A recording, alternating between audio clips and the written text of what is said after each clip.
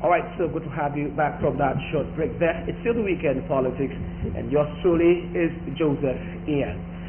Some days back, we had the APC giving out a circular on reconciliation committee, and they gave out some names there too. After the primaries, we would say it has come and gone. So there was need for the party to come together, because some were really aggrieved to, come back as one family. We saw that circular out, and also in the course of the weekend, we had a message coming from the court directing the INEC to withdraw the PDP ticket, that PDP return certificate, from the PDP House Assembly member and go back and conduct elections. So there are a lot we're going to discuss about APC, and also very recently, just yesterday, we saw a schedule of APC activities in Cross River State. Now, this would be what we would be looking at on Weekend Politics for the very first segment of our show. And I have joining me a man who has so much wealth in the area of publicity. I have the state publicity secretary of the All Progressives Congress, Mr. Rasmus Ekbang, in the studio. So good to have you, sir. Good evening. Thank you very much. I was able to give our viewer the discourse focus this evening. Let's start with a press release that came out a few days back as regards to the Reconciliation Committee. Talk to us on that. Okay, well, the party actually felt, after the fallout of the primary, a lot of people would have been aggrieved. A lot of people wouldn't have been happy with the way they lost. For some people, it must be them otherwise. So, His Excellency Senator Professor Ben Ayadu thought it wise to actually call for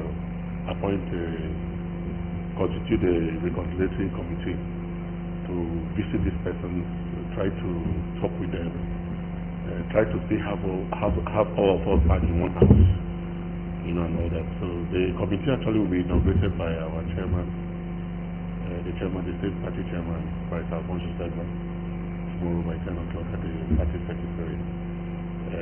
The modalities of how they're going to spread that yet to be known till after the inauguration. If they're going to visit some of these aggrieved persons, if they're going to reach them personally. But in all we're doing, we're trying to achieve one APC for 2023 election. Okay, so let's look at the spread of the committee members. Does it cut across the three senatorial districts of Cross River State? Yeah, it did. Like the chairman, Dr. Payosa, is actually from the central. We have Senator Itagiwa from the south. We have Professor Franca, she's from the south. We have Honorable Alex Suka, he's also from the south. Then we have people like Ntofan Peter Oje, who is a seasoned politician, one-time deputy chairman of the PDP then and all that. Presently the special advisor and political state government secretary and all that. We have Ntofan Fidel Isobo. These are men with reputable characters, people well experienced in this business of politics and are well respected by considering. Okay. Now let's get to find out this committee. How long are they supposed to carry out their assignment? And let's also look at their terms of reference. No, like I said, the committee actually would definitely take close to a month or two, because they need to actually reach every aggrieved member, every aggrieved candidate. Starting we have up to 100 candidates, and eventually everything has been sorted out. We have candidates in all positions right now, so they're actually going to need reach those that are very aggrieved. Thankfully, our governorship candidate, Senator Prince Basio, has been doing very well. Like the last time we had some little hitches with Honorable Chief Obonobla, but luckily for us, last week, towards the end of last week, he joined force to accept that he's going to work for Prince Otu and ask all the supporters. So they're going to have about 2 months, because we still have up to like September, they're about to start campaigns proper. So they have a long time to go through it, so that we now know where to factor who is angry, because the business of politics is like this. Doesn't issue, it hasn't passed it. But I think for all candidates that have come out to run, that are ready to work with the party, definitely there will be factors somewhere, they will be considered in one way or the other. Okay, we understand that the committee, they have clear terms to ensure that the aggrieved members of the party are being, pacified. But, however, there will still be some, irrespective of the fact that the committee would still go all out to ensure that they are brought back to the fold. They would not still want to come, they still want to remain aggrieved. How do you intend to contain them to ensure that, because there's a bigger picture coming in February next year, how is your party hoping to contend with those who outrightly would not want to accept reconciliation? Well, surprisingly, when I made that publication, that press release of His Excellency constituting this conciliatory committee, I got some response from Senator John Owuanenos that they're already in court, and then they're already in court and they will not buy into that. We will definitely have such issues, but I think there will be much. But going by it, our constitution, APC Constitution Amendment, amended 2022, states in Article 21, subsection 5B, that any member, in summary of it, like not quoting verbatim, that any member who is aggrieved or has issues with the party should explore all options within the party to sort out before going to court. Otherwise, such a member stands expelled.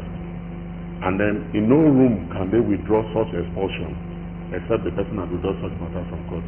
You see the case of my chairman, Afonso-Egba, against this other barrister that took him to court. He was thrown out of not exploring all options within the court. So we are praying that such even happens through the John Owuanenos. And because we have a governor who is the leader of our party with the kind of heart he has, we liked John Owuanenos, he's a material to us. So we don't want a situation where we will start involving the constitution, putting in all those things to see if we can expel him, because he did not exploit any option. He didn't cry to us, not the national. We just saw him taking our governorship candidate to court. So, but I know with the kind of governor we have, the kind of heart he has, we are not looking at that. We are praying that some who were still trying to negotiate, beg him to withdraw his matter. At the same time, see that eventually the court will still direct him to sort the matter back with the party. If he has tried otherwise, then he cannot go to the court. Where he is satisfied constitutionally that he has tried his best and the party has not attended to him the way he wants, that's when he can go to court. Okay. So that's the only, but now that is the only for every other candidate. For every other candidate across the state, I think they are very okay with what's going on.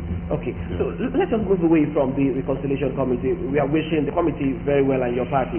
Let's talk a little bit about what happened on Friday when we had the court, directing INEC to withdraw the certificate of return from the PDP man. I would love you to talk to our viewer, put our viewer watching this in the right perspective. What was the ruling all about, and are we looking at INEC withdrawing as a matter of urgency? No, actually it was victory for the APC. We actually saw it coming because the elections were actually marred by so much irregularities, violence, and all that. Now, the difference in the votes were just 500. I think the PDP candidates got 5,800 thereabouts, while the APC scored about 5,300.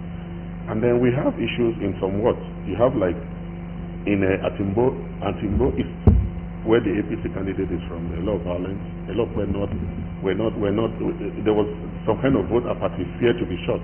People came in short, a lot of issues and all that. So some people didn't even come out to vote.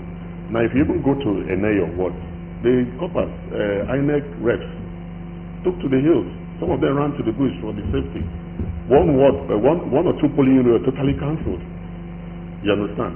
And then in Atimbo West, where the candidate of the PDP is from, there was no APC. There were a lot of PDP hoodlums. No APC person or voter was allowed in the neighborhood where Dr. Edem Efiom is from. They were not just allowed to enter. There were a lot of people. Here, like in the south, they have a sitting rep member, they have a sitting senator. So there were a lot of issues of vote buying. It was very clear, open. There are a lot of the evidence were there. They said that openly buying votes. And then if you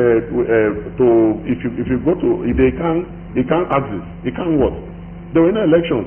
From polling unit 008 to polling unit 11, no elections at all.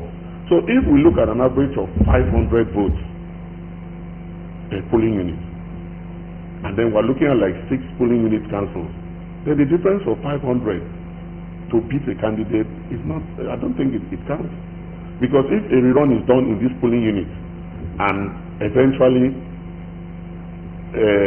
maybe we get up to, assuming it's free and fair, because for now, the whole state apparatus, federal government, everybody will just watch just Akpabio.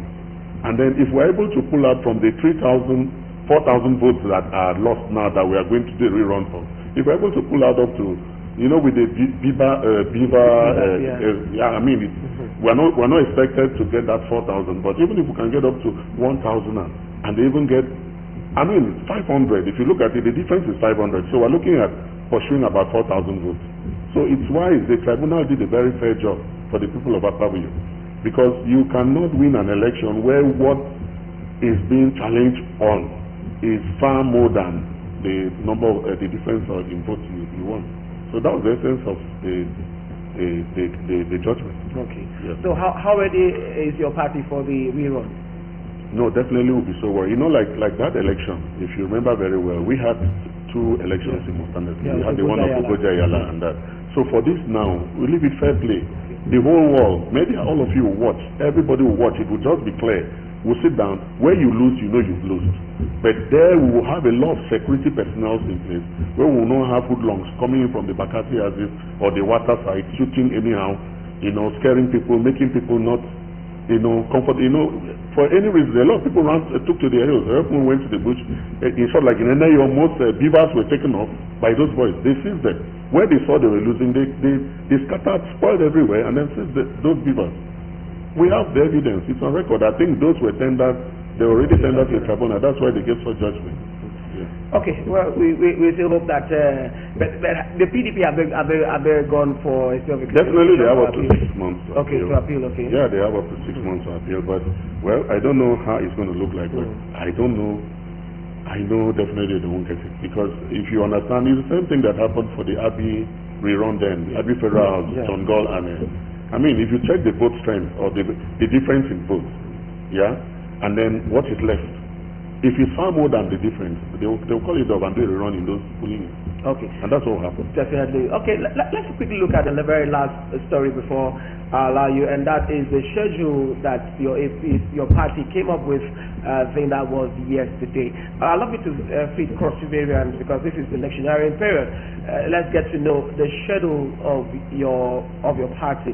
What they should be seeing from tomorrow. Yeah, we're going to have a very busy week. We know we have a very young, capable, pragmatic chairman, very dogged, and honestly, since he came on board as chairman, since we resumed he came on board as chairman, he has actually won a lot of souls, and I think we're doing very, very well. And we will definitely leave no stone untouched. We're going to definitely, by the grace of God, collect all the seats by the grace of God. We work very hard for that. And you know, he's very dogged. He's somebody that does not sleep, in the person of Alfonso said that. So we work 24 hours. Now, the schedule was necessary for us after this presidential convention. You know, we had, let's say we took like a week break to come back, re-strategize, get all our stakeholders together and forge a way forward. You know, so for like tomorrow, Monday, there will be inauguration of the reconciliatory committee by the chairman at the party secretariat, and then we have our own internal issues. The working committee will have a meeting with him. The general ESCO will have a meeting with him. The next day, which is Tuesday, we will meet with the National Assembly members and their candidates. You know, we need to check their, you know, kind of swap analysis, their strengths, where their problem. We need to sit down as a party and re-strategize, so that we know how we're going into the field, so that we know who backs who helps who assists who. You understand? And then on Wednesday, we're going to meet with appointees of government. We're going to meet with commissioners, special advisors, head of legislatives, local government and all that. And by Thursday, we're meeting with all council chairmen, meeting with executive members of some support groups of Tinubu and all that. And then at the end of the day, we'll round it up with a World Press Conference, of which you definitely will be invited. I mean, definitely hear from our chairman himself. You'll be able to relate most of these issues I've tried to talk about so that we understand. Definitely. Now it appears to be a very busy week after the primaries for the APC. Very, very busy. Now we have barely 2 months to the campaigns, and APC, as a matter of fact, is about a year and a month in Cross River State. All this while it's been 20 years of the PDP. How do you intend to change the narrative come February next year? Yeah, that's why from the onset I told you, His Excellency, the leader of our great party in Cross River State and South have done so well. He saw the vision. He saw it far before time that we're actually in a state, Cross River State, where our FAT is on the average of about 3 billion, comparing to other states that are receiving up to 18-20. And then we are running a minority issue. We are just the APC, we are just the PDP then, and then we have the national PDP. I mean, we have the national APC. So most of those ecological funds, some that's their some kind of poor states they want to assist, we're not getting them. So he thought it wise, to socket to the center. So, call it bringing in a chairman like Vice Alfonso Segba, who eventually has speed up this. So we have done very well. On record, it's shown, it's already there that to start with Ogojayala, we have a city member. We didn't have that. We didn't have a city member. We had Jungadi, he won. And then for the Akpabio issue, at least the first lead not test we got, the tribunal has thrown that out. We're going to do a rerun by the grace of God. So we are so sure.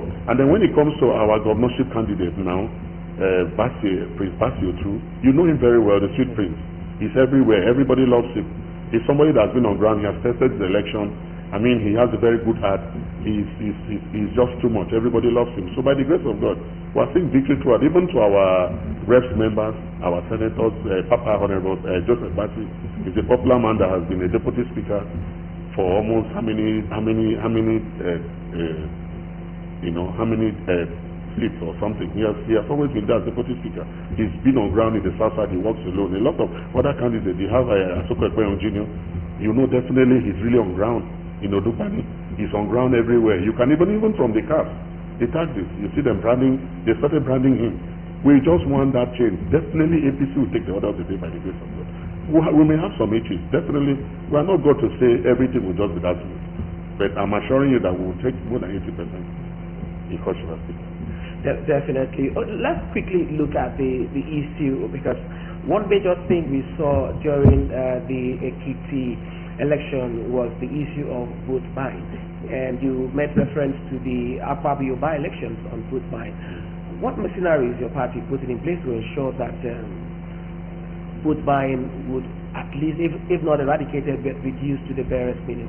Because that can upturn your popularity at the polls. No, definitely. Like I said, if we do a try with this Akpabio, assuming eventually we get victory to do a rerun, we'll start the test there. We'll ensure there won't be any vote buying. We'll ensure there are a lot of security men to watch and know what's going on. And you know how these systems work. It's so unfortunate. I would say, just like His Excellency, my boss said one time, I mean, we had always cried for development. We had cried for a lot of things.